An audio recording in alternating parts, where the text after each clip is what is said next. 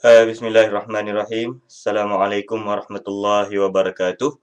Uh, Alhamdulillahirabbil alamin wassalatu wassalamu ala asyrafil anbiya'i wal mursalin wa ala alihi wa sahbihi ajma'in. Alhamdulillah, kita bersyukur kepada Allah Subhanahu wa taala kerana hari ini kita dapat bertemu dalam satu sesi kuliah. Kalau di UK ini awal pagi lah, pukul 7.30 pagi ni. Matahari belum bangun, walaupun ada cahaya di luar tapi matahari belum bangun. Dan salawat dan salam untuk junjungan besar Nabi Muhammad sallallahu alaihi wasallam, kerana kepada yang pendengar-pendengar yang muslim, sama-samalah kita ingat bahawa Nabi sallallahu alaihi wasallam pernah bersabda, barang siapa yang bersalawat ke atasku sekali, maka Allah akan bersalawat, yakni memberi rahmat kepadanya sebanyak 10 kali. Baik, jadi insya-Allah hari ini kita akan bincangkan satu tajuk yang saja nak bagi panas sebenarnya sebab dekat-dekat dengan PRU ni, insya-Allah. Tajuk yang kita nak bincangkan ialah yang kalau kita tengok dalam poster UTAM itu, politik dan kaum, tinjauan ke atas Malaysia. Jadi insya-Allah pembentangan saya pada hari ini, saya akan capahkan kepada beberapa sisi pandang utama, iaitu yang pertama, kita tengok dari sudut sejarah, yang secara khusus sejarah Tanah Melayu itu sendiri, kemudian jadi Malaya, jadi Persekutuan Tanah Melayu, jadi Malaysia, kemudian dari sudut kaum dan politik, pandangan dari sudut falsafah. Yang ini saya ambil daripada buku Amartya Sen, Identity and Violence, dan juga buku Samuel Huntington, The Clash of Civilization and the Remaking of the World Order. Kemudian kita akan tengok secara khusus dari sudut Malaysia. Malaysia ni saya pecahkan kepada dua, iaitu zaman pra-milenium dan zaman pasca milenium. Yang kita akan tengok beberapa peristiwa, beberapa tuntutan dan sebagainya yang berkaitan dengan kaum, dan kita akan tengok apa sebenarnya pola perubahan dari yang bersifat kaum dengan rujukan khusus kepada politik di Malaysia. InsyaAllah kita akan tengok selepas ini. Dan akhir sekali kita akan tengok wacana pasca PRU12. PRU12 baru-baru ini, dan yang akan datang insyaAllah tahun ini PRU13. Selepas PRU12 itu, menurut pemerhatian saya, ada banyak perkara yang menarik dan dinamik untuk kita perhatikan, untuk kita tengok, dan untuk kita sedar bahawa sebenarnya sudah berlaku banyak perubahan dalam pola politik Malaysia berbanding dengan PRU yang sebelumnya. PRU12 ini banyak bawa benda yang lain dalam politik Malaysia, terutamanya selepas itu. Dan yang paling penting kita nak khususkan hari ini ialah wacana yang berkaitan dengan kaum itu sendiri. Dan insya-Allah kalau sempat kita akan tengok perkara-perkara tambahan yang mana saya janjikan, ada beberapa benda yang saya janjikan nak terangkan melalui Facebook, tapi saya ada beberapa faktor, tak ada masa, malas nak menulis dan sebagainya. Saya akan terangkan melalui sini je lah. Baik. Jadi sebelum kita mula, saya nak ingatkan kepada para pendengar, kalau sesiapa yang ada soalan, bolehlah kemukakan melalui ruangan social stream di Ustream ataupun di laman Facebook UTAM. Baik. Jadi sahabat sekalian, untuk kita mulakan kuliah pada hari ini, kita akan tengok berkenaan dengan sejarah. Kerana kita kena faham, pertamanya berkenaan dengan perkara yang melibatkan kaum ataupun melibatkan dua atau lebih kelompok yang berbeza, dia perlu ada satu persetujuan ataupun persefahaman, sama ada formal ataupun tidak formal. Jadi kalau kita tengok dalam sejarah kita ada satu benda yang dinamakan sebagai kontrak sosial. Kontrak sosial ini sebelum merdeka, kita sudah capai persetujuan antara pemimpin-pemimpin tiga kaum utama di negara kita, iaitu Melayu, Cina, India, yang telah diusahakan oleh Tunku Abdul Rahman dan sahabat-sahabatnya supaya pimpinan-pimpinan kaum ini bersatu untuk mencapai kemerdekaan. Itu ialah kontrak sosial yang kita capai sebelum kemerdekaan, dan pada hari ini kita kena sedar bahawa dalam perlembagaan persekutuan memang telah diinskripkan, memang telah diletakkan kontrak sosial sebagai salah satu elemen dalam perlembagaan persekutuan. dan semangat Perlembagaan Persekutuan pada hari ini adalah untuk menghormati dan juga mengangkat kontrak sosial yang telah kita capai pada hari itu. Dan sebab itu, kalau kita tengok menurut apa yang telah disebut oleh pakar perlembagaan Profesor Aziz Bari, kalau kita tengok setiap yang ada dalam perlembagaan, kalaulah ada keistimewaan untuk Bumiputera, pasti ada timbal balik untuk orang yang bukan Bumiputera. Maknanya, kalau ada hak istimewa untuk orang Melayu, pasti akan ada timbal balik ataupun apa hak yang telah ditulis dalam perlembagaan untuk orang bukan Melayu. Maknanya perkara isu-isu pertelagahan, isu-isu tidak dapat hak ini secara teori sepatutnya tidak muncul. Tetapi bila berlaku dalam peringkat praktikal, bila berlakunya gejala-gejala seperti kroni, rasuah dan sebagainya, mengkayakan anak bini dan sebagainya, maka benda ini telah akhirnya menyebabkan semangat ini telah dicabuli dan telah bawa kepada krisis yang melibatkan kaum itu sendiri. Jadi hari ini benda ini sangatlah satu benda yang panas, memang sengaja dipanaskan pun sebab kita ada dekat PRU, bagilah kita panas-panas sikit. Okey. Baik. Jadi kalau kita tengok sejarah kontrak sosial, ni saya nak cerita sikitlah. Sejarah kontrak sosial pada abad ke-13. Kontrak sosial pertama telah direkodkan sebentar. Baik, kontrak sosial pertama telah direkodkan dalam Sulalatus Salatin ataupun sejarah Melayu, iaitu mungkin ada lagi kontrak sosial sebelum tu. Tapi kita kena ingat bahawa tradisi persejarahan Melayu ini bukan satu benda yang boleh dikatakan lama. Bukan satu benda yang tarikhnya itu sama dengan Shiji dari negara China. Tarikhnya itu sama dengan Nihon Shoki dari negara Jepun. Nihon Shoki ditulis pada abad ke-7 Masihi. Shiji ditulis pada abad ke-2 Masihi oleh Sima Qian. Jadi kita tak dapat menyamakan benda ini sebab secara relatif persejarahan Melayu itu satu benda yang lewat sedikit berbanding dengan di rantau-rantau lain. Kalau kita tengok benda-benda antara yang paling awal sejarah persejarahan Melayu, hikayat Raja-Raja Pasai yang ceritakan tentang Merah Silu dan sebagainya. Kemudian kita ada Sulalatus Salatin, salah satu rujukan utama Sulalatus Salatin, hikayat Siak dan sebagainya. Baik, jadi kalau kita tengok dalam Sulalatus Salatin telah merekodkan satu kontrak sosial antara Raja Melayu dan juga rakyat. Benda ini sangat penting untuk difahami kerana hari ini banyak kekeliruan berhubung dengan bagaimana hubungan rakyat dengan raja. Raja itu seolah-olah suci, sacrosanct orang putih kata, seolah-olah suci, tidak boleh dikritik dan sebagainya. Sedangkan dalam tradisi Melayu, benda ini bukan begini. Sepatutnya benda ini, raja itu sepatutnya dialah, rakyat berhak mengkritik dia dan berhak membetulkan kesilapan dia. Baik. Kita tengok apa yang berlaku dalam kontrak sosial yang pertama dalam yang direkodkan dalam Sulalatus Salatin. Direkodkan di Bukit Siguntang Mahameru waktu itu. Pertemuan diadakan di Bukit Siguntang Mahameru antara Demang Lebat Daun yang mewakili rakyat dengan Sri Tribuana yang mewakili raja. Jadi kemudian pertemuan ini dilakukan untuk mengiktiraf Sri Tribuana sebagai raja bagi jajahan tersebut. Jadi dalam proses ini satu benda yang penting untuk diingatkan ialah bagaimana kisah itu berlaku. Sebelum benda itu berlaku, ada satu kisah yang menarik di tempat yang sama, iaitu di Bukit Siguntang Mahameru, di mana ada dua orang yang bernama Wan Empo dan Wan Malini. Bila dia berdialog, mereka ini berlaku dialog antara Wan Empo, Wan Malini dengan tiga orang putera raja. Tiga orang putera raja yang bernama Krishna Pandita, Nila Pahlawan dan juga Nila Utama. Nila Utama ni akhirnya dirajakan di Singapura, menjadi raja pertama di Singapura. Baik, Sang Nila Utama. Baik, jadi Wan Empo dan Wan Malini bertanya kepada tiga orang anak raja ni, "Hampa siapa? Siapakah kamu? Siapakah gerangan kamu?" Maka tiga orang ni menjawab bahawa saya baca terus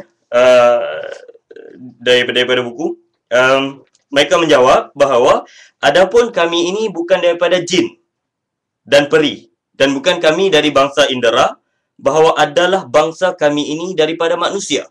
Dan kita kena ingat bahawa apabila satu saat penting itu berlaku apabila raja-raja apabila dalam sejarah persejarahan Melayu itu sendiri memanusiakan raja.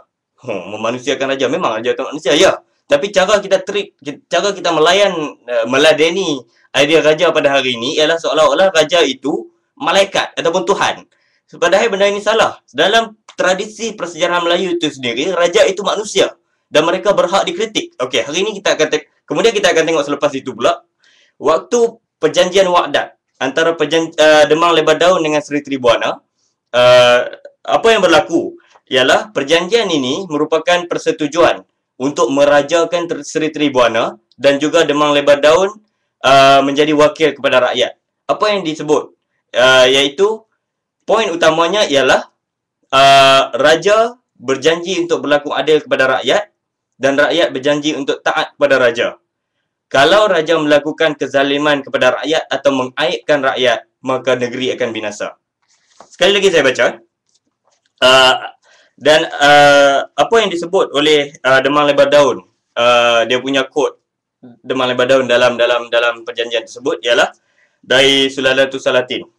Segala hamba Melayu, jikalau ada dosanya ke bawah duli, patik pohonkan jangan ia difadihatkan, dinista yang keji-keji. Jikalau patut pada hukum syarak bunuh tuanku, jangan duli tuanku aibi. Ni kata-kata Demang Lebar Daun waktu perjanjian Wa'dat. Maknanya, daripada perjanjian ini ada 3 perkara penting yang boleh kita rumuskan. Iaitu pertama, kesetiaan rakyat terhadap raja bergantung kepada keadilan raja terhadap rakyat. Maknanya, rakyat tidak boleh derhaka dan raja tidak boleh zalim. Oleh sebab itu, daripada perkara ini berpunca daripada pengiktirafan terhadap maruah dan juga martabat keinsanan rakyat. Maknanya tadi yang Demang Lebar Daun tersebut bahawa janganlah ia difadihatkan. Maknanya janganlah ia diaibkan. Janganlah dia dimalukan di khalayak. Kalaulah dia berhak dihukum bunuh, maka bunuh. Tapi jangan dia dimalukan. Dan akhir sekali, salah satu poin yang penting dalam perjanjian Wa'dat ialah hukum syarak sebagai asas rujukan. Jadi, sebenarnya kita tak masuk lagi isu perkauman. Cuma saya nak sentuh sikit lah. Sebab hari ni kita ada kekeliruan bahawa baru-baru ni yang benar yang berlaku pada Profesor Aziz Bari pun bila dia sebut bahawa raja-raja sebenarnya boleh dikritik dan sebagainya, orang kata derhaka dan sebagainya. Ni saya nak kata kepada yang orang yang kata derhaka itu, hampa faham keadaan derhaka tu mendatang apa dalam sejarah Melayu. Hampa kena faham. Derhaka ini umat dalam perjanjian Wa'dat itu sendiri telah digariskan bahawa umat Melayu ini taatnya bersyarat dan derhakanya bersebab. Maknanya dia taat kepada raja bukan taat membabi buta. Kalau raja buat benda yang salah, maka raja itu wajar dikritik dan wajar dibetulkan. Wajar dipersoal oleh rakyat. Apa yang kamu buat? Itu yang sepatutnya tugas raja dalam tradisi Melayu. Bukannya raja duduk di atas rakyat yang persoalkan, oh kamu derhaka. Itu apa? Ini zaman Kesultanan Melaka, kita semua tahu, kita semua baca dalam buku sejarah bahawa bagaimana Raja Muhammad dibuang negeri, dirajakan di Pahang oleh Sultan Mansur Shah kerana dia telah membunuh Tun Besar. Dan kita kena ingat waktu itu Raja Muhammad itu ialah putra mahkota. Kita kena ingat bahawa Raja Muhammad itu ialah raja muda, putra mahkota, orang yang akan naik tahta lepas Sultan Mansur Shah wafat. Tapi apa yang Sultan Mansur Shah sebut sebagai balasan kepada Tun Perak? Waktu itu dalam buku sejarah Melayu dia tulis ayat Tun Perak saja. Dalam buku sejarah tingkatan 1 dia tulis ayat Tun Perak saja. Kalaulah kita berajakan yang seorang ini janganlah. Tapi ada respon daripada Sultan Mansur waktu itu yang tidak ditulis dalam buku sejarah tingkatan 1 yang saya nak sebut. Apa yang Sultan Mansur sebut waktu itu ialah ni, dia sebut macam ni. Celaka si Muhammad ini. Hai Muhammad, apatah dayaku engkau ditolak bumi Melaka. Itu yang ini kita kena tengok bahawa waktu zaman Melaka, waktu zaman keemasan Tamadun Melaka, waktu Tom Pius menulis bahawa kekayaan Melaka itu menewaskan Venice sekalipun.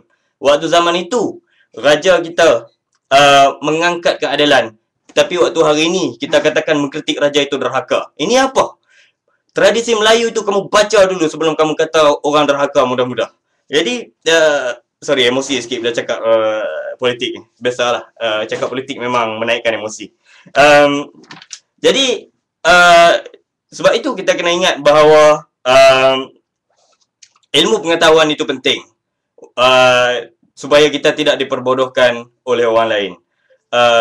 Dan itulah, di Malaysia ini budaya ilmu masih lagi lemah. Jadi sama-samalah kita menaikkan budaya ilmu supaya kita tidak lagi diperbodohkan. Yang menjadi masalah ialah bila sultan-sultan di Malaysia pun banyak buat salah laku dan sampai ada yang terlibat dengan kes bunuh dan perkara ini tidak mendapat keadilan yang sewajarnya. Dan ini satu benda yang memalukan lah bila raja-raja melakukan kesalahan dan tidak mendapat keadilan. Sedangkan rule of law tertakluk di bawah undang-undang itu. Semua orang tak mengira status dan pangkat itu memang sudah ada lama dalam tradisi Melayu. Sebab itu timbul peribahasa biar mati anak jangan mati adat. Oh, satu benda lagi aku nak kena explain. Ramai orang salah faham. Jangan biar mati anak jangan mati adat itu orang kata peribahasa ni tak relevan. Sebab takkan kita nak biar anak kita mati tapi adat kita nak jaga biar anak kita mati. Tak, maksudnya bukan begitu. Kita kena ingat dalam budaya Melayu ada 3 jenis adat. Pertama, adat yang sedia adat, bermakna adat kebiasaan. Contohnya, masuk rumah buka kasut.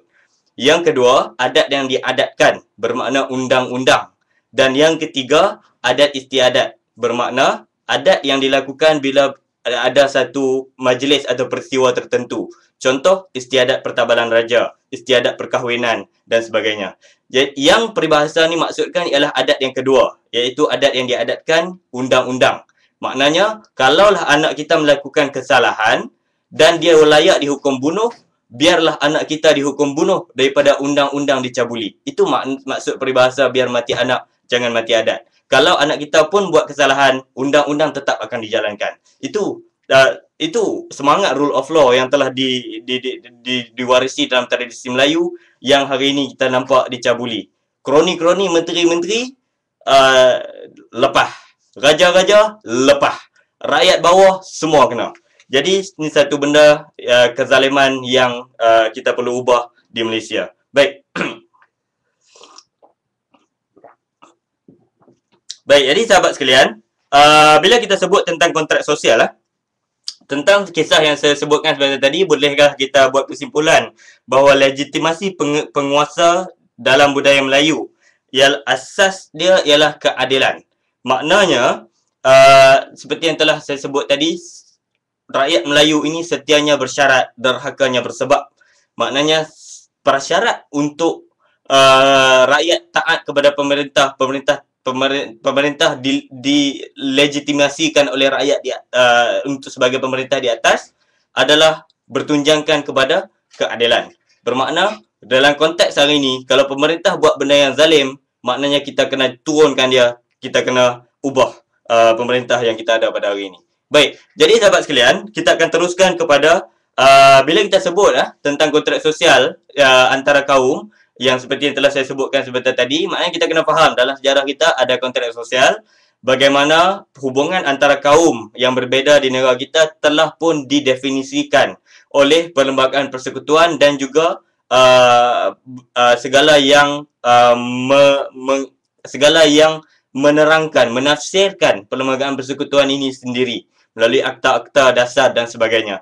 Jadi perkara ini kalaulah dipraktikalkan menurut teori percanggahan antara memberi hak kepada satu kaum dan hak kaum lain terabai tidak akan berlaku. Tapi yang berlaku ialah bila dalam praktikal ada kelompok yang mengenyangkan perut mereka, memberi kroni dan sebagainya, maka berlakulah perkara yang sebegini. Baik, kedua kita akan tengok, saya kira selesai yang pertama. Yang kedua kita akan tengok kepada bagaimana kaum dan politik itu dalam sejarah dunia, peradaban dunia sendiri telah banyak dimasukkan dalam satu wacana. Maknanya telah banyak sangat berkaitan dengan sangat rapat antara kaum dan juga politik. Baik, kalau kita tengok seperti yang telah saya sebutkan tadi, saya nak bawa daripada buku Amartya Sen dan juga Samuel Huntington, bahawa Profesor Amartya Sen sebut dalam buku dia Identity and Violence, dia sebut bahawa sebenarnya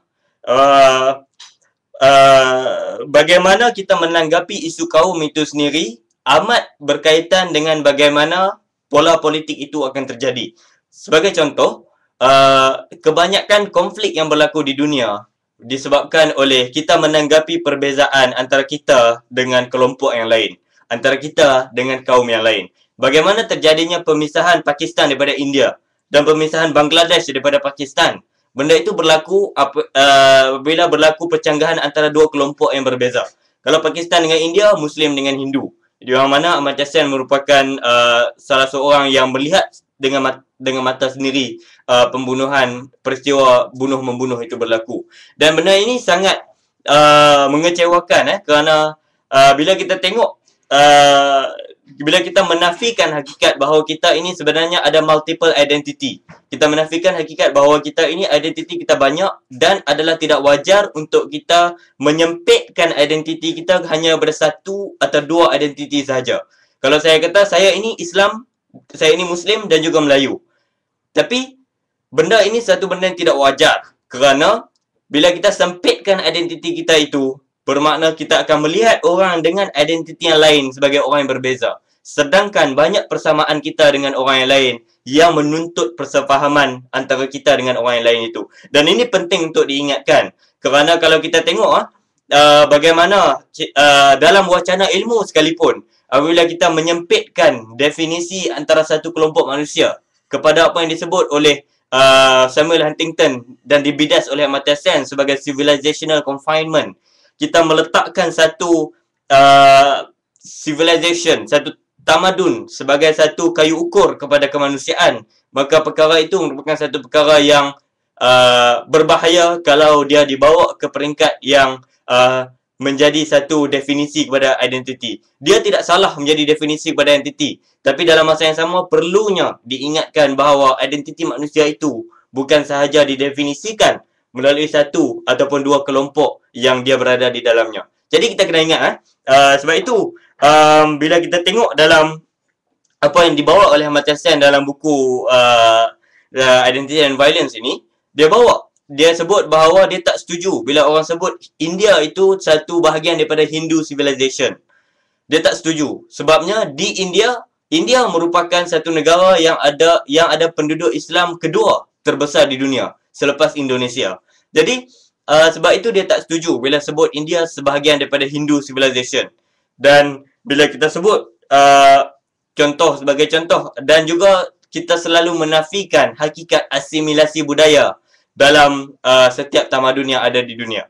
Dan asimilasi budaya ini penting untuk kita tahu bahawa sebenarnya kita telah pun berhubung dengan budaya-budaya yang berbeza dengan kita. Walaupun kita tak sebut, walaupun kita tak perasan, tapi benda itu berlaku. Sebab itu kita nampak di tanah Melayu berlaku Islamisasi, berlaku bagaimana Islam masuk membawa nilai dan sebagainya. Sebab itu yang saya sebut tadi, memanusiakan raja itu datang daripada tradisi Islam. Bila raja dianggap sebagai manusia itu datang daripada tradisi Islam, bukannya tradisi yang sebelum ini. Bila raja disebut sebagai separuh, bila raja dianggap sebagai separuh daripada kuasa sakti. Kalau kita baca dalam prosa tradisional tingkatan 4, tak silap saya, ada satu cerita yang cerita pasal sifat terburu-buru akan bawa padah, yang dia lawan-lawan potong hidung dan sebagainya. Jadi cerita ini orang masyarakat yang berada di kelas atasan, berada di kelas raja-raja ini memiliki kuasa sakti, boleh jadi besar, boleh kuasa sakti dan sebagainya. Tapi difahami kerana karya ini ditulis waktu zaman transisi antara zaman Hindu-Buddha dengan zaman kedatangan Islam ke Nusantara. Jadi sebab itu kita tengok sebelum kedatangan Islam, raja ini bukan manusia. Selepas kedatangan Islam, raja ialah manusia. Jadi sebab itu Islam datang membawa idea bahawa setia rakyat ini setia bersyarat dan derhaka rakyat ini derhaka bersebab. Jadi kita sambung balik. Bila kita sebut tentang asimilasi, ada satu benda yang menarik bila Amartya Sen bawa satu contoh dan satu iklan. Saya tak tahu lah iklan tu dia tengok kat mana, mungkin waktu zaman kita dah tak ada. Bila dia sebut bahawa ada satu iklan sebut bahawa something as British as chicken tikka masala. Dan memang saya pun gelak lah bila baca tu. Macam mana as British as chicken tikka masala? Kerana chicken tikka masala itu sendiri makanan India. Tapi hari ini dianggap sebagai makanan British, chicken tikka masala. Jadi itu satu benda yang satu asimilasi yang selalu kita take for granted, orang putih kata. Selalu kita terlepas pandang. Sedangkan asimilasi hubungan antara kita dengan kebudayaan yang lain selalu berlaku. Dan benda ini perlu diambil serius. Bahawa sebenarnya kita berhubung secara di peringkat sosial. Dan benda ini perlu diambil perhatian daripada kita duk mengatakan kita berbeza identiti dengan mereka, maka kita kena lawan dengan mereka. Jadi ini yang menyebabkan saya tak berapa setuju dengan satu pergerakan politik baru yang dinamakan Arus Baru. Yang kalau sempat saya akan kritik lepas ni. Selalu tak sempat kalau aku nak kritik. Hai. Baik.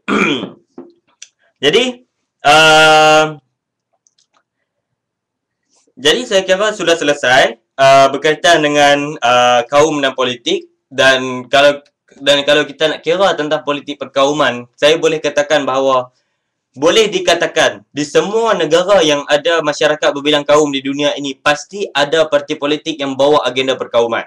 Di Malaysia kita ada UMNO, di UK kita ada BNP, British National Party yang sangat fasis. Saya ingat pensyarah antropologi saya sendiri bantai BNP kau-kau bila dalam dia punya kelas. Dia kata fasis sungguh mereka ni. Jadi hari ni sebab itu ialah hakikat yang perlu kita terima bahawa manusia ini sememangnya begitu. Manusia ini sememangnya suka melihat dari sudut identiti yang dia ada dan menyempitkan pandangan ke sudut itu sahaja dan tidak melihat kepada sudut lain dari sudut pandangan orang lain. Jadi saya kira selesai berkenaan dengan yang tadi, yang kedua, dan seterusnya kita masuk kepada yang ketiga.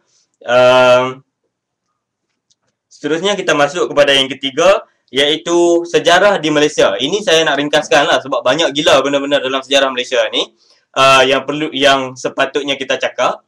Tapi secara ringkas kita akan tengok bagaimana Malaysia ini sendiri sejak pra-milenium dan juga pasca milenium, kita dah ada beberapa contoh besar berkaitan dengan benda-benda berkaitan dengan perkauman. Benda-benda yang berkaitan dengan pertelingkahan antara kaum dan juga bagaimana bagaimana kaum-kaum ini berlaku konflik antara mereka.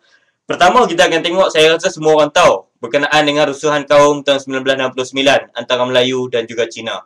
Dan benda ini sangat menyedihkan dan yang telah menyebabkan kita menggubal satu benda yang dipegang sampai ke hari ini, iaitu rukun negara kita, yang sepatutnya menyatupadukan seluruh umat manusia yang ada di Malaysia. Tetapi secara teori kita boleh nampak bahawa rukun negara sememangnya menggariskan dasar-dasar utama yang kalau dipegang oleh semua orang pasti mereka bersatu padu. Tetapi secara praktikal, bila berlakunya pemimpin tidak memahami rukun negara, buat benda-benda yang bercanggah dengan rukun negara, kemudian rakyat pun terkeliru dan akhirnya berlakulah lagi konflik dan sebagainya. Selepas ni kita akan tengok benda-benda yang macam perkasam dan sebagainya. Baik. Jadi sahabat sekalian, selepas daripada rusuhan kaum, kita tengok ada beberapa benda lagi. Terutamanya seperti tuntutan-tuntutan daripada kaum-kaum untuk mendapat hak dan sebagainya, seperti tuntutan tongtong, tuntutan hinraf dan sebagainya.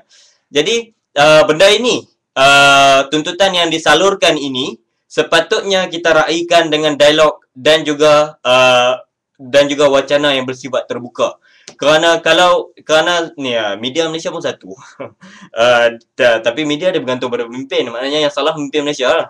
Pemimpin Malaysia pun satu. Jadi bila berlaku tuntutan-tuntutan ini, cara menanggapi tuntutan ini sendiri.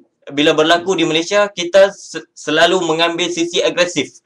Kita selalu menjadi masyarakat yang bersifat agresif terhadap tuntutan yang kita nampak akan menjejaskan kita. Sedangkan kalau kita perhalusi sebenar-benarnya, mereka hanya mahukan hak dan akhirnya tidak menjejaskan kita pun. Tetapi cara kita menanggapi akhirnya kita terasa. Nak terasa buat apa? Sebab itu, cara untuk kita menanggapi yang terbaik terhadap tuntutan-tuntutan daripada kelompok yang kita tak setuju ialah dengan adakan dialog. Dengan adakan satu wacana yang bersifat terbuka, semua orang boleh meluahkan pandangan supaya persefahaman dapat dibina.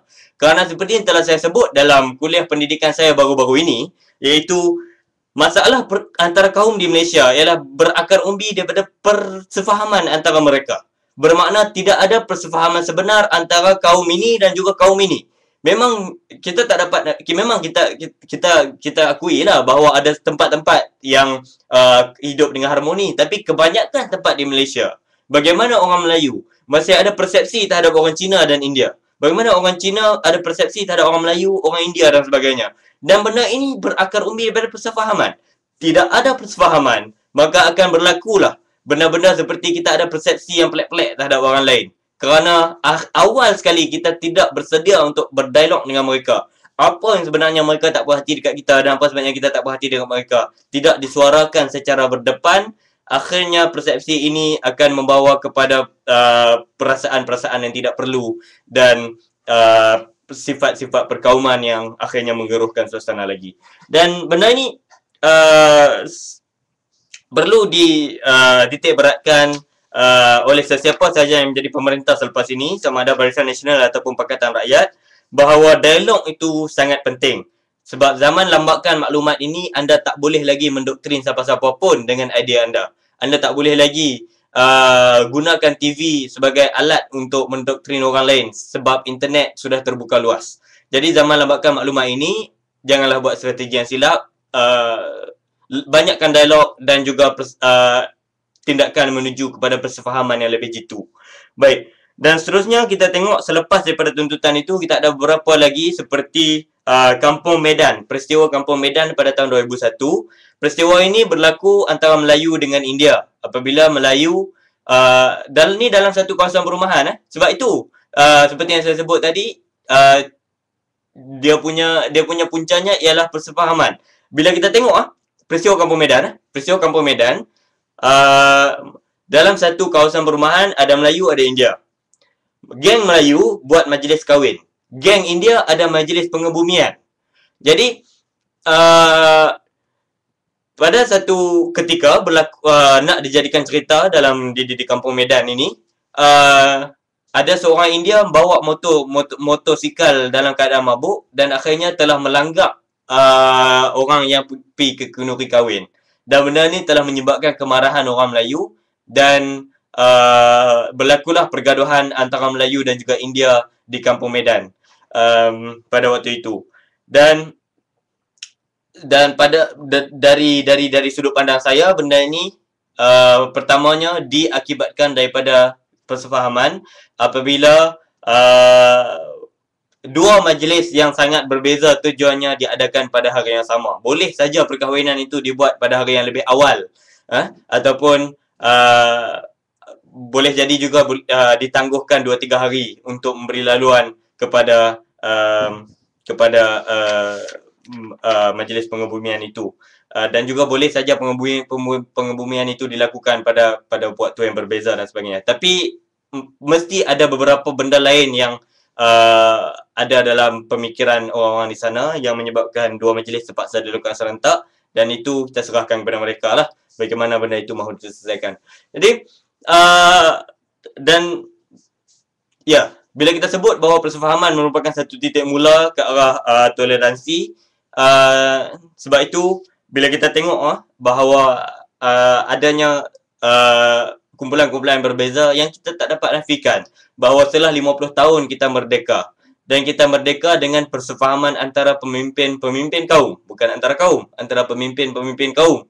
Kita merdeka dan akhirnya 50 tahun kita gagal untuk meletakkan asas perpaduan yang jitu dalam masyarakat kita. Di mana salahnya? Di sini saya lihat salahnya ialah pada sikap kita yang tidak bersedia untuk adakan dialog yang bersifat terbuka. Baik, Dan seterusnya kita akan tengok bagaimana pola perubahan politik kepartian di negara kita. Yang ini panas sedikit lah. Sebab saya rasa saya nak panaskan lah. Sebab dah dekat dengan pilihan raya. Dan juga pagi-pagi ini kita kena panaskan lah biar berpeluh sikit. Baik. Jadi, kalau kita tengok pra-PRU 12. Kalau sebelum lagi pra-milenium. Kalau kita tengok pra-milenium, pola politik politik di negara kita kebanyakannya didominasi oleh politik yang berasaskan kaum. Kita boleh tengok bahawa parti yang paling besar dan paling mendominasi Malaysia pada waktu itu ialah 3. UMNO, MCA, MIC. Dan juga pembangkang yang paling besar waktu itu ialah PAS. Waktu itu PAS juga bersandarkan perkauman. Iaitu sebab waktu itu belum ada Dewan Himpunan Menyokong PAS. Jadi waktu itu kita boleh kata PAS ini bersandarkan perkauman waktu itu. Pra-milenium. Jadi kalau kita tengok waktu itu dominasi parti yang berasaskan kaum di Malaysia. Sebenarnya UMNO ini kalaulah cadangan Dato' On yang mencadangkan supaya UMNO dibuka keahlian kepada orang bukan Melayu diterima waktu zaman dia dulu, maka UMNO hari ini boleh jadi wacananya sudah berubah secara signifikan dan lebih matang daripada hari ini. Dan sebab itu selepas ini insya-Allah saya akan tunjukkan bahawa salah satu punca ketidakmatangan wacana dalam UMNO ialah wacana yang ialah dasar parti itu sendiri yang bersifat perkauman yang akhirnya mengakibatkan ketidakmatangan dalam UMNO. Jadi kalau kita tengok dulu bagaimana genius Dato' On ini, dia mencadangkan supaya UMNO dibuka kepada semua kaum kerana bila kita tengok pada hari itu sampailah kepada pada hari ini berpuluh-puluh tahun akan datang selepas zaman itu, bagaimana masyarakat di tanah Melayu di Malaysia ini sendiri dia bukan lagi melihat orang Cina dan India, tidak boleh dan tidak wajar lagi dilihat sebagai pendatang, tidak wajar lagi dilihat sebagai orang yang berbeza, sebab kita semua akan hidup bersama dan juga kepentingan kita semua secara bersama sewajarnya dijaga. Sebab itu Dato' On melihat semua perkara ini akan menjadi isu pada masa depan. Dan kalaulah UMNO tidak berubah pendekatan, satu hari nanti UMNO akan buat taktik-taktik desperate yang senang mereka buat hari ini. Jadi akhirnya Dato' On pun keluar daripada UMNO sebab dia tension. Maka wacana ini dibiarkan layu sebegitu sahaja dalam UMNO. Jadi dan seterusnya walaupun UMNO, MCA dan MIC ini kita sedar bahawa mereka telah membentuk Barisan Nasional, dan memang selalunya dalam debat lah kita sebut bahawa perkauman tak jadi isu sebab UMNO, MCA, MIC dah membentuk Barisan Nasional dan sebagainya. Tapi ini bukan ruang perdebatan. Ini tidak tertakluk pada teknikal perdebatan. Maka saya cakap debat sebab minggu depan debat Manchester. Jadi mailah ramai-ramai. Jadi walaupun adanya kesepakatan yang disebut sebagai Barisan Nasional, tetapi wacana yang dalam setiap parti komponen itu masih lagi berteraskan kaum dan juga sifat-sifat distinktif kaum dan juga berbanding dengan kelompok-kelompok yang lain yang berbeza daripada mereka. Dan ini satu benda yang bahaya kalau kita nak sebut dalam satu zaman yang seperti hari ini. Dan lagi bahaya kalaulah parti-parti ini gagal untuk membawa penyelesaian dari sudut polisi, mereka akan bawa kad yang terakhir. Mereka membawa plan yang terakhir, desperate punya plan, iaitu membuka kad perkauman. Iaitu bawa idea perkauman ke medan untuk meyakinkan rakyat untuk mengundi mereka. Dan ini sangat bahaya. UMNO dah mula. Dan ini bahaya. Jadi,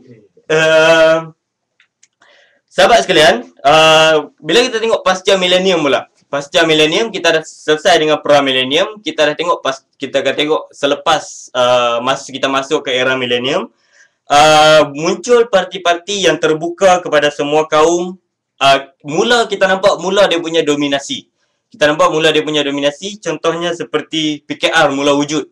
Contohnya seperti walaupun DAP sudah wujud lama, tetapi sebelum itu orang nampak DAP ni sebagai didominasi oleh Cina dan sebagainya. Tapi selepas itu kita mula faham lah bahawa DAP terbuka kepada semua kaum dan juga semua agama, termasuklah orang Islam, Melayu dan sebagainya. Cuma majoriti dalam tu ialah Cina.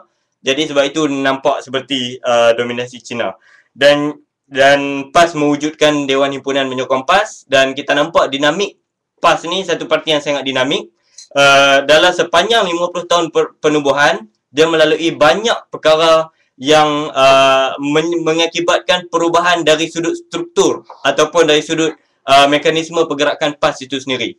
Dan akhirnya sekali selepas zaman milenium, kita nampak PAS tubuhkan pula Dewan Himpunan Penyokong PAS yang sangat radikal, perubahan yang sangat radikal kalau nak dibandingkan dengan berpuluh-puluh tahun sebelumnya. Dan juga wacana PAS sangat dari perubahan yang sangat radikal juga kalau nak dibandingkan dengan puluhan tahun sebelumnya.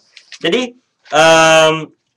itu ialah secara ringkas bagaimana pola politik di Malaysia pra-milenium dan juga pasca milenium. Saya telah tunjukkan bagaimana ayat saya telah tunjukkan bagaimana. Saya telah tunjukkan bagaimana pola politik ini berasaskan kaum dan pasca milenium kita ada pola politik yang kurang berlandaskan kaum. Baik. Kemudian yang terakhir pada hari ini, insya-Allah 5 minit saja sebelum kita buka pada soalan, iaitu kita akan tengok apakah wacana pasca PRU 12. Lepas ni insya-Allah PRU 13. Pasca PRU 12 pada tahun 2008 dan rasional saya ambil PRU 12 sebagai saya punya indikator ataupun kayu ukur kepada kontekstual pembentangan saya pada hari ini ialah kenapa pasca PRU 12 bukan PRU 11? Sedangkan PRU 11 pun pasca milenium. Sebab kalau kita tengok dinamik politik di Malaysia, selepas PRU 12 kita nampak banyak perubahan-perubahan yang bersifat signifikan dalam negara kita. Dari sudut kepartian, dari sudut negara itu sendiri, dari sudut berkembang wacana di peringkat awam dan sebagainya. PRU 12 sangat signifikan di negara kita. Bukan sekadar tsunami politik yang selalu disebut-sebut, tapi banyak perubahan dari sudut wacana umum yang telah berlaku. Jadi kalau kita tengok lepas PRU 12, kita menyaksikan bahawa penafian majoriti 2/3 Barisan Nasional di Dewan Rakyat, dan benda ini telah banyak mengakibatkan wacana yang berkisarkan perkauman mula dinaikkan. Bila disebut bahawa 2/3 dah tak ada kepada BN, maka dominasi Melayu akan tergugat. Pulau Pinang dah dapat kepada DAP, maka dominasi Melayu akan tergugat. Tu dia macamlah kos suku untuk Melayu. Jadi benda-benda ini merupakan antara taktik-taktik yang digunakan untuk menyuntik semangat yang berlandaskan identiti, yang akhirnya akan menyebabkan mereka merasa terancam. Dan perasaan terancam ini akan melonjakkan semula sokongan kepada perjuangan yang berlandaskan kaum. Dan ini satu taktik yang kotor lah bagi saya. Jadi sebab itu bila kita tengok lepas PRU 12 tambah-tambah lagi dekat-dekat dengan PRU 13 ni, wacana yang berlandaskan perkauman ini semakin naik. Terutamanya saya dah bagi contoh waktu Nohmak main Manchester baru-baru ni pun kena sokong UMNO. Dia punya dia cerita macam ni, dia diberi masa 30 minit je untuk bercakap.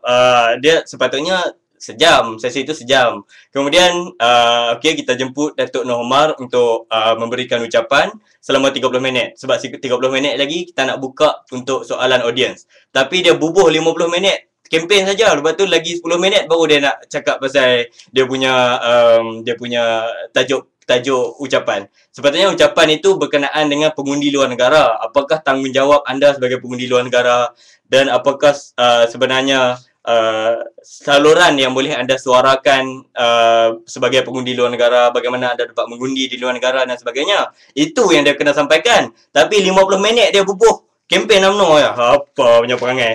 Mana 10 minit baru dia masuk dia punya tajuk pembentangan.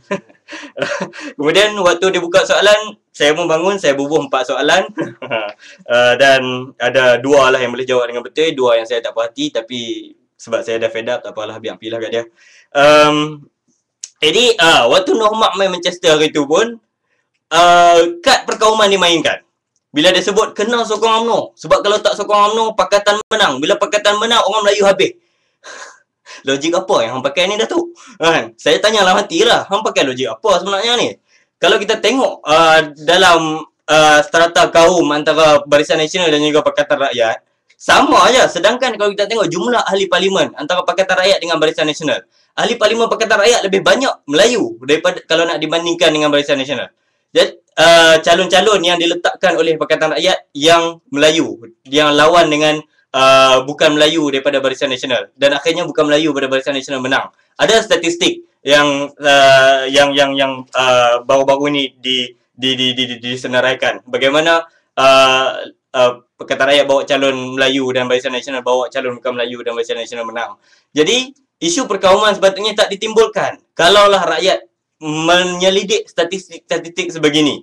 Kalaulah rakyat tak termakan dengan idea-idea perkauman yang menyebut bahawa kalau orang ni menang maka kaum ini jatuh, orang ni kalah kaum ini hancur dan sebagainya.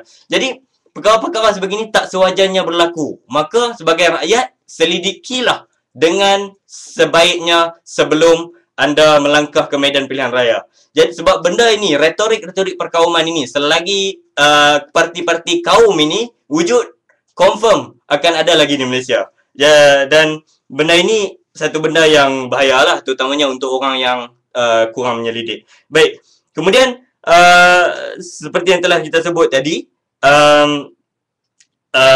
bagaimana langkah terdesak akan dilakukan oleh parti yang bersifat perkauman dan relevansi politik kaum ini. Sesungguhnya saya akan tunjukkan bagaimana dia mula tidak relevan apabila dia menghadapi kemungkinan untuk kalah yang telah saya sebut sebentar tadi, dan juga apabila dia sudah tidak ada isu untuk dibawa ke depan masyarakat, maka dia akan mula mencipta musuh. Okey, ini saya nak ringkaskan secara mudah lah. Perbandingan, kita boleh katakan bahawa parti yang berlandaskan agama pun dia berkisar kepada satu kelompok, kan? Parti berlandaskan kaum pun berkisar pada satu kelompok. Jadi kedua-duanya sepatutnya mencipta musuh yang sama, mencipta musuh juga. Tapi kita kena ingat bahawa kalau parti yang berlandaskan agama, dia ada prinsip-prinsip dalam agama yang dia nak perjuangkan. Semua agama di dunia ini ada prinsip, ada idea yang mereka nak bawa, ada apa idea yang mereka nak bawa kepada masyarakat untuk membaiki masyarakat. Sebab itu parti melandaskan agama, kalaulah mereka tak bawa cadangan polisi awam sekalipun, mereka akan bawa idea yang melandaskan agama. Kalau parti berlandaskan kaum, kalau mereka tak bawa idea berlandaskan idea polisi awam, mereka nak bawa apa? Tak lain tak bukan, mereka hanya akan bawa bahawa kita Melayu, depa India, depa Cina, maka sokonglah kita sebab sokong kita orang Melayu akan naik. Kepala otak hamba. Tak boleh. Sebab itu bila kita sebut politik yang bersifat kaum ini, dia kalau dah tak ada idea, bankrupt idea daripada dari sudut polisi awam, dia akan mula memainkan, mencipta musuh yang berbeza dengan dia. Dia akan mula sebab dia dah tak ada apa untuk berkempen. Dia akan mula mengatakan bahawa orang lain musuh kita, kena sokong kita. Dan mencipta musuh sebegini, kalau dibawa ke wacana nasional, dia akan jadi benda-benda yang lebih parah. Seperti yang setelah saya sebut tadi, bagaimana pemisahan India dan Pakistan dan juga sebagainya. Jadi benda-benda ini juga, selain itu ada juga NGO. Saya sebut perkasa je lah. Baling kasut dalam masjid lah, apa punya perangai. Kata Melayu tapi baling kasut dekat Melayu juga dalam masjid. Nak kata tak mengaji. Okey. Jadi saya kira sudah selesai pembentangan saya pada hari ini. Mungkin saya boleh untuk perkara tambahan, mungkin saya boleh ambil 1 minit lah untuk explain benda yang saya tak explain dalam Facebook itu sebab malas nak type, iaitu macam mana origin istilah Oxford Dawn dan juga Cambridge Dawn. Selama ini kalaulah anda baca dalam buku-buku yang ada dia sebut Oxford Dawn, Cambridge Dawn, DON. Dawn tu apa benda? Kan? Dan etimologi ataupun asal perkataan tersebut datang daripada bahasa Latin, iaitu Dominus, yang bermakna kalau dalam bahasa Arab kita kata Maulana lah, ataupun Syekh, ataupun scholar yang jadi authority. Maknanya bukan sekadar scholar, tapi dia ialah scholar yang besar lah. Kalau dia Oxford, orang sebut Oxford Dawn. Dawn itu dia punya singkatan kepada bahasa Latin, perkataan Latin itu Dominus. Ini tak ada kaitan dengan politik perkauman lah. Ini satu benda yang sepatutnya saya terangkan di Facebook, tapi tak sempat sebab malas nak type, maka saya terangkan di sini. Baik. Jadi saya kira dalam masa 10 minit berbaki ini kita buka kepada persoalan yang insya-Allah yang kalau saya mampu jawab, kita akan jawab. Kalau saya tak mampu jawab, kita tangguhkan dulu dan saya akan dapatkan jawapan dan saya akan tulis di Facebook Hitam insya-Allah.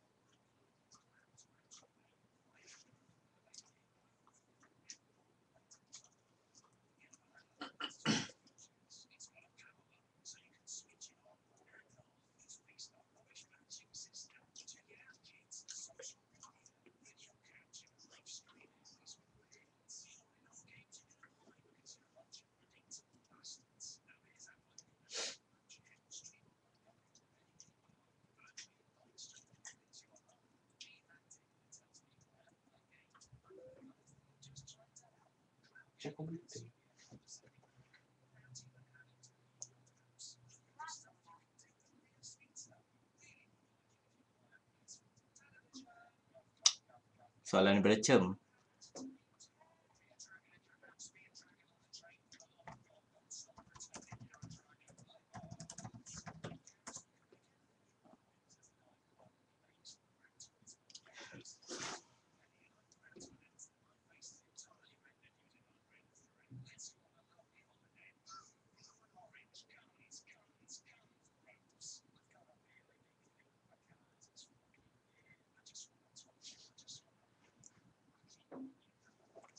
Aku ingat tidur ni, tidak suka jaga soalan. Betul je kau. Ha? Tak ada. Dila pun tak lah. Bila dah malam. Kau tengok podcast tak? Tengok. Tengok ni. Sepuluh syaitan. Usah. Soalan pertama dan saya tak tahulah ada lagi soalan atau tak selepas ni. Kalau ada soalan, anda boleh kemukakan melalui Facebook Hitam ataupun ruangan social stream di Ustream Hitam. Baik, belakang ni kawan-kawan saya biasalah mereka ni. Itulah. Soalan daripada Cem.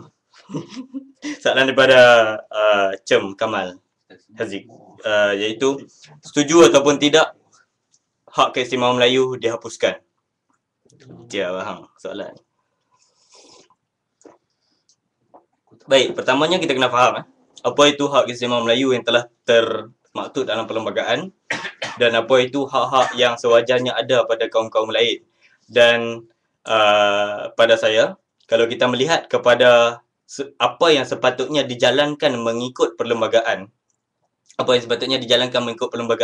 tidak akan berlaku pergeseran antara hak keistimewaan Melayu dan juga hak-hak kaum lain. Dan sebab itu, kalau melihatkan keadaan pada hari ini, tidak ada keperluan untuk hak keistimewaan Melayu itu dihapuskan. Kerana perlembagaan itu yang sepatutnya diikuti, tidak diikuti oleh pemimpin yang ada pada hari ini yang menyebabkan masalah pada hari ini. Dan sebab pemimpin kita buat masalah, maka akhirnya berlaku masalah antara kaum. Tapi perkara ini perlu dilihat dan juga tafsiran perlembagaan itu sendiri perlu dilihat dan juga diperhalusi untuk menyesuaikan dengan keadaan dinamik sosial semasa. Kita tak dapat menafikan bahawa perubahan sosial sentiasa berlaku. Kalaulah hari ini, pada saya katakan bahawa tidak perlu untuk kita mansuhkan, tetapi perlu untuk kita melihat semula bagaimana pelaksanaan yang sebenar. Sebab kalau kita ikut, kalau kita tengok komen daripada pakar perlembagaan Profesor Aziz Bari, dia sebut bahawa sebenarnya hak-hak keistimewaan Melayu dan juga hak kaum lain yang telah didefinisikan dalam perlembagaan ini sebenarnya tidak langsung membawa masalah kepada hubungan antara kaum kalau dia dilakukan mengikut apa yang sepatutnya. Tetapi Yang menjadi masalah ialah apabila pemimpin kita sendiri mencabuli apa yang telah digariskan dalam perlembagaan, maka jadilah masalah yang berlaku antara kaum pada hari ini. Salah satu puncanya lah. Selain itu yang telah saya sebutkan tadi, persefahaman dan sebagainya. Jadi, tapi pada masa depan saya tidak menafikan dengan perubahan keadaan sosial, fabrik sosial dan sebagainya, perlunya kalau ada keperluan untuk kita ubah ataupun kalau perlu untuk kita memansuhkan terus hak keistimewaan ini. Dan kita perlu akui bahawa perubahan sosial sentiasa berlaku. Pada masa depan, kita tidak tahu, mungkin ada keperluan. Pada masa ini, bagi saya, belum ada keperluan. Terima kasih. Ada lagi soalan? Macam apa? Tak post. Oh, tak post. Orang tanya nak sugesti. Tak nampak. Kalau pun orang tak tengok. Orang tengok ujung. Tak post. Beritahu kawan. Beritahu kawan tak tidur. Aku lupa. Baru-baru ini Najib umum bagi saya semua putera budak India Muslim. Komen sikit.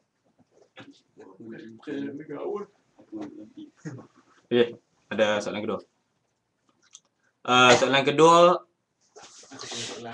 Soalan kedua daripada saudara Panot Din. Baru-baru ini Najib umumkan untuk beri status bumi putera kepada India Muslim. Komen sikit. Pada saya, apa salahnya?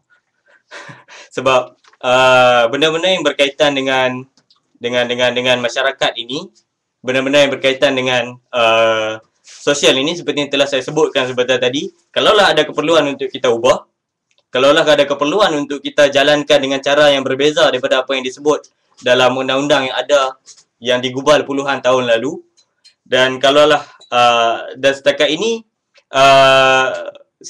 kalau pada saya kita nak melihat nak bagi status bumi putera kepada siapa pun, kita kena tengok apa relevan untuk dia diberikan status bumi putera. Dan untuk yang Najib nak bagi status bumi putera, tengok dia punya relevan lah, apa yang relevannya dia nak bagi status bumi putera itu.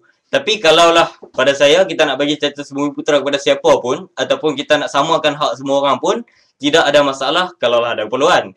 Tapi, dan memang sepatutnya sebegitu pun, hak semua orang itu perlu diberikan secara sama rata dan juga secara adil. Barulah ada keperluan. Sebab kalau kita tengok dalam Perlembagaan Persekutuan pun, sepatutnya hak yang didapati oleh orang Melayu, bumi putera dan juga yang bukan bumi putera, sepatutnya diperoleh sama adil.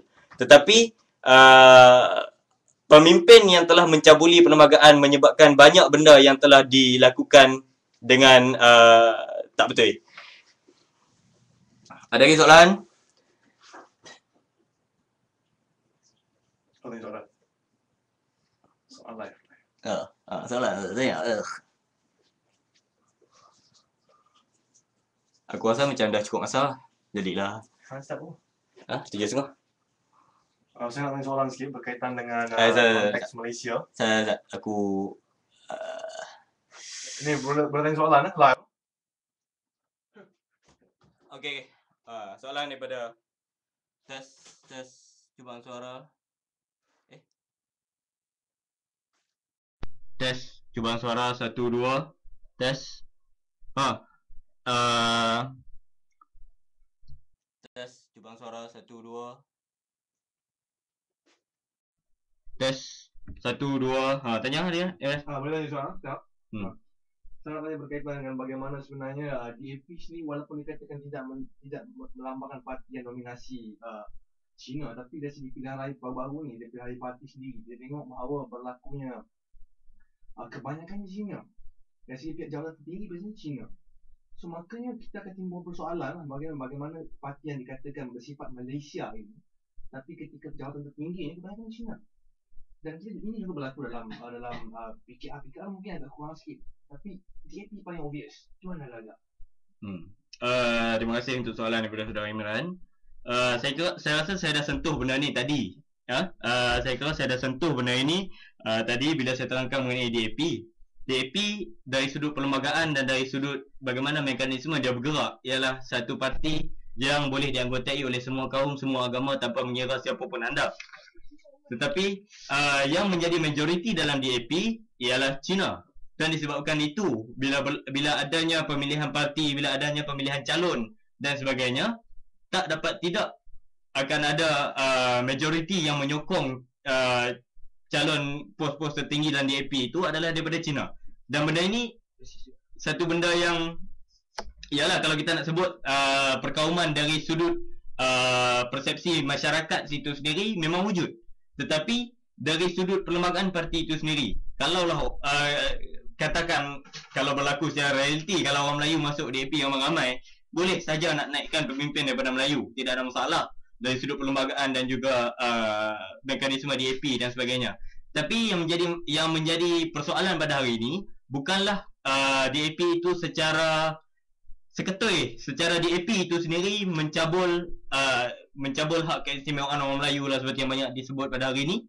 Tetapi dia sebagai satu parti yang dianggotai oleh majoriti, boleh kata 90% ke atas orang Cina, maka disebabkan itu pos-pos di atas itu dianggotai oleh orang Cina. Bila disokong, bila yang menyokong itu dan yang bertanding itu pun orang Cina, maka naiklah orang Cina. Dan pada saya dia tidak jadi isu sama ada DAP nak diketuai oleh orang Cina ataupun tidak, sebab mereka memang majoriti besar sangat daripada orang Cina, maka sebab itu dipimpin oleh orang Cina.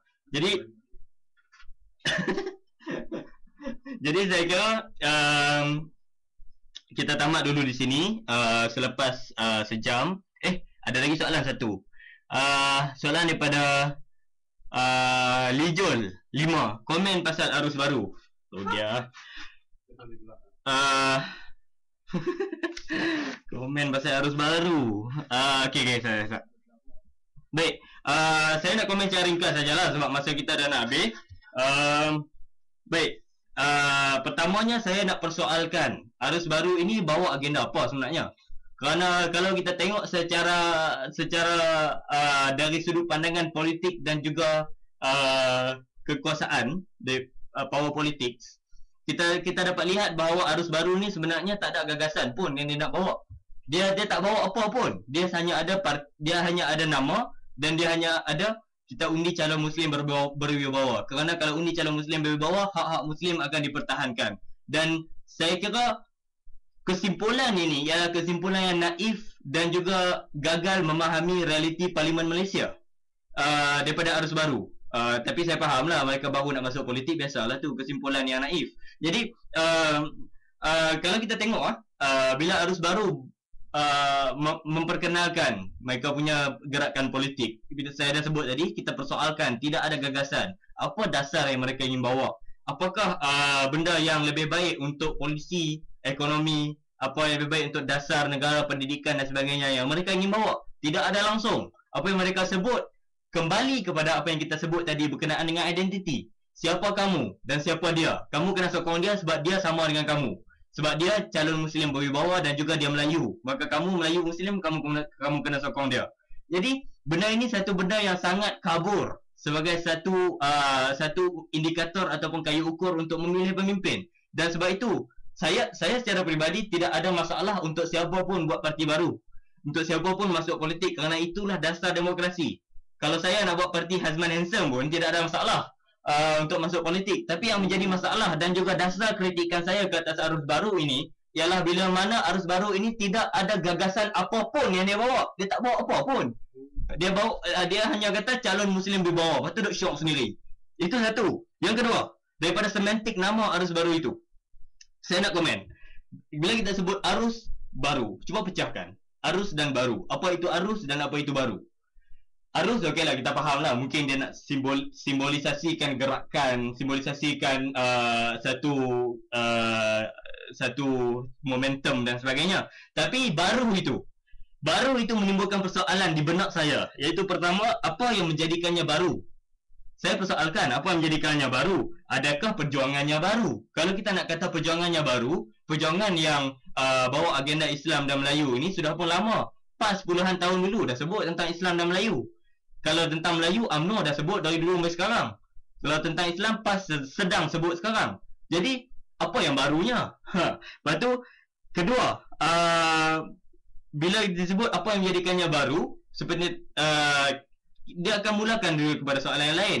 Selama ini, adakah tiada organisasi yang seperti dia sehingga menjadikan kebaruan itu bersifat baru? Dan yang kedua, persoalan yang kedua selain daripada apa yang menjadikannya baru ialah setakat mana sifatnya akan kekal baru. Sebab kalau kita meletakkan nama arus baru, dia akan ada masalah yang melibatkan persoalan setakat mana benda itu baru. Sebab kita akan mempersoalkan 10 tahun akan datang, adakah arus baru ini akan jadi arus baru lagi. Dan telahan saya sampai PRU13 saja. Lepas PRU13 ini 3-4 tahun bungkuslah.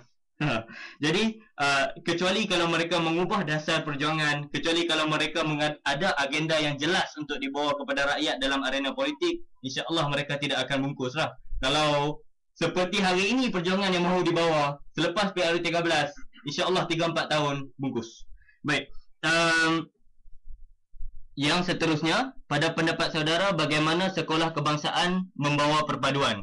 Pada pandangan saya, seperti yang telah saya sebut dalam kuliah berkenaan pendidikan baru-baru ini, memang sistem sekolah di Malaysia seperti sekolah wawasan yang paling radikal untuk meletakkan semua kaum sekali, berjaya untuk meletakkan semua kaum sekali, tetapi masih gagal untuk membina persefahaman, gagal untuk membina apa yang disebut sebagai toleransi yang berlandaskan kita saling memahami satu sama lain dan persepsi berjaya diminimalkan antara kaum. Itu masih belum berlaku.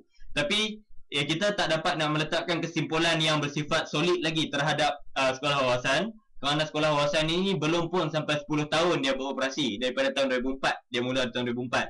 Jadi kita mungkin boleh assess lagi 5 tahun, kita mungkin boleh sediakan laporan yang lebih holistik lah terhadap prestasi sekolah wawasan. Tapi sejak 9 tahun beroperasi, kita tengok masih gagal.